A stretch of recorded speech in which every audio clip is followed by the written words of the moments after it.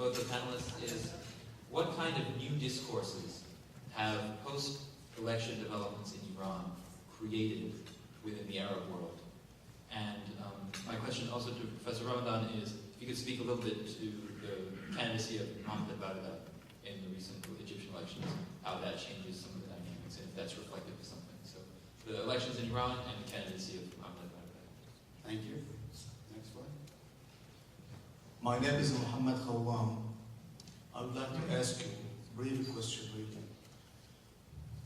Do you think that the more involvement of the Islamic parties in the Arab countries surrounding Israel will have more impact and positive impact to the peace process, or is they gonna come and adopt the old revolutionary ideas of the previous regime?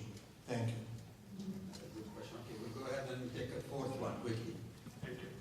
I'm just very brief question. Salim, my name is Salim Kidwari. I'm from India, JNU.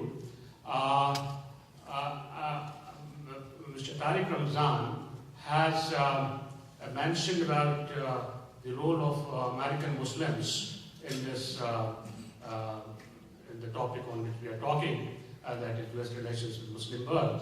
So there can be no two opinions that American Muslims can play a crucial role because they are Islam is going to be judged by their actions and not by what is written in the books. So how they behave, how they act, how they... So my point is, and then they have a strong diaspora. For example, in South Asia, from which I come, I find so many of our relatives and are here. So, so my question is that what is your suggestion to Obama administration to involve these people in this bringing about a change in U.S. Muslim relations? Thank you. Thank you very much. Four excellent questions. I'll try to answer as many of them as I can, as briefly as possible. To your question about the effect that the participation of some of these Islamist parties in the political process will have on the peace process. I mean, on the one hand, I can't imagine if there's a way to make this process more intractable or more complex than it already is. I'd like to hear it. But I think actually the exact opposite is the case. Having the participation of the Muslim Brotherhood in Egypt, or the Islamic Action Front in Jordan, or Hezbollah in Lebanon will actually make the peace process, I think, less complicated. Why do I say that? I'll give you just one very brief example of this. In 2006, Israel and Lebanon fought a 30-day devastating, absolutely devastating war. In 2008, one in which I think most neutral observers would say that Hezbollah, if they didn't quote-unquote win that war, then they came out fairly well and strong out of that war. 2 years later, during the Israeli incursion into Gaza, another 30 days in which the Israeli military really turned that strip of land into dust, not a single Hezbollah missile, not one, was fired into Israel during that 30-day bombardment of Gaza. Why? Is it because Hezbollah doesn't care about what happens in Palestine? Of course not. Is it because they're afraid of Israel? I don't think anyone really believes that. Why? Because there were elections coming up in Lebanon. That's why. And Hezbollah was poised to do very, very well in those elections, and indeed they did. Perhaps not as well as everyone thought that they would do, but they still did very well in those elections.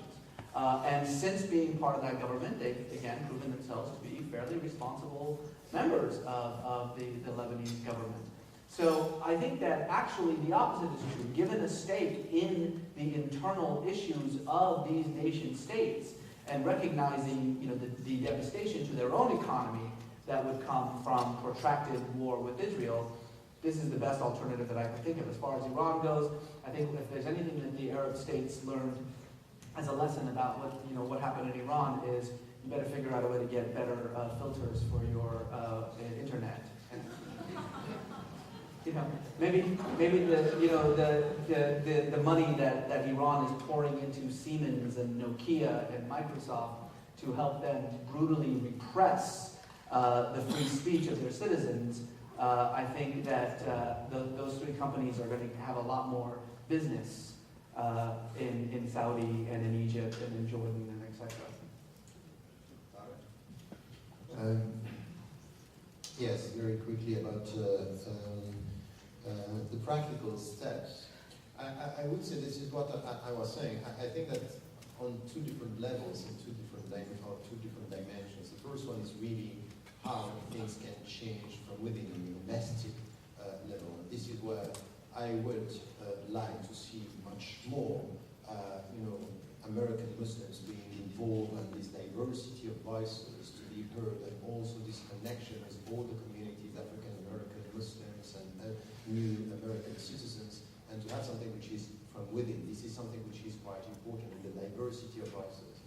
You can't, in the United States of America, even if you are very happy to be here, you can't deny that there are conservative voices, that there are literalists, that you have to talk to them, you have to reach out, you have to know what they are thinking, because if you are serious about our common future, you have to deal with all the people. So this is something which is important.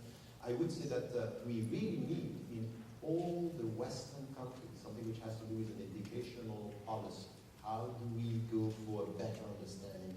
How to officialize, institutionalize the Muslim presence in our country? Institutionalize means institutions where there is something serious about our living together, and not only very positive talks. We need much more than that. This is domestic policies. And then, as what you were saying, I really think that this diversity of voices to go beyond this very, black and white and dark. I think that once again, you may, as we said, you may agree or not with some political trends, but there are some of them who are very reasonable. They are ready to speak. They learned the lesson from history. You spoke about the Muslim Brotherhood, but not only. If you look at what is happening in Turkey, it's quite interesting, the evolution and the way they are thinking now. And this is something which is quite important. But this is the case in Morocco. This is the case in Egypt. This is the case in Algeria. This is the case in many, many countries where you have people. So, yes, once again, we have to talk to people, and this is something which is important. And once again, in Lebanon, with Hezbollah, even how could you think that it's possible to get to an agreement in Palestine by saying we are not going to consider Hamas as something? They are not here. We just talk with the others. It's by definition the starting point is the end. Is we can't move forward if we start like this. So once again, how are we going to deal with this movement? I completely agree with what you were saying. And let me just say something which is important about Egypt and Baradei and what he said. It's exactly what happened 5 years ago. It's exactly what, I think it's a joke. It's not going to happen. Is that first, we all know that according to the law, he cannot run the presidency because he was not involved in a political party. These are rules, and now it's just to let the people think, oh, there is an alternative, just for a while, and we'll see how it's going to be. So I would say that I'm not sure that he wants to be involved first, and then the second thing is really for us to understand how it goes in Egypt. Egypt is a critical country for all these strategies of not dealing with the reality. This is where I can see. Tell me how the United States are dealing with Egypt. I will let you know if they are serious about democracy. They are not. Okay. Yeah. I think this is a very good segue into the next panel. The next panel is about dialogue with political Islamists. Dr. Masmoudi, I only wanted to say thank you to Dr. Ramadan and Reza about what they had said. And so, Zarina Shakir from Perspectives of Interfaith Television. So I'm not going to take up a whole minute. I just want to say thank you for recognizing and acknowledging the African American Muslim community, something that I brought up on numerous occasions coming to this conference and others. So working with interfaith, one of the things I think we really need to begin to focus on is interfaith and start working towards some unity amongst our own communities and transparency with that. Thank you.